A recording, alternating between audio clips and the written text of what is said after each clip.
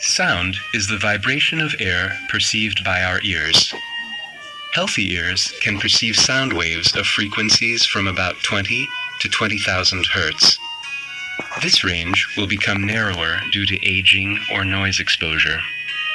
Sound waves create signals in the inner ear, which are transmitted to the auditory cortex by the cochlear nerve and auditory pathway. The sense of sound is produced in the auditory cortex.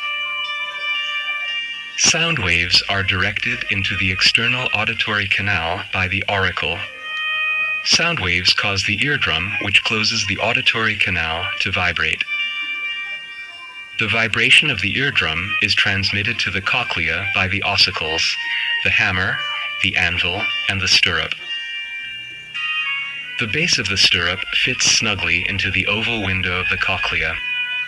The basilar membrane is located inside the cochlea.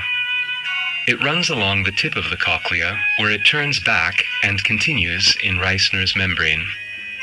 The membranes divide the cochlea longitudinally into three cavities: the scala tympani, the scala media, and the scala vestibuli. The cochlea is filled with a fluid, which is vibrated by the stirrup. Higher frequency sounds cause vibrations of higher frequency in the liquid, which are absorbed in the initial section of the membrane. Lower frequency vibrations generated by deep sounds enter the cochlea and become absorbed closer to the tip. When a vibration is absorbed, an electrical signal is produced which is transmitted into the brain. The pitch of the sound is encoded by the site of absorption. This is called tonotopy. Electrical signals are generated in the organ of Corti.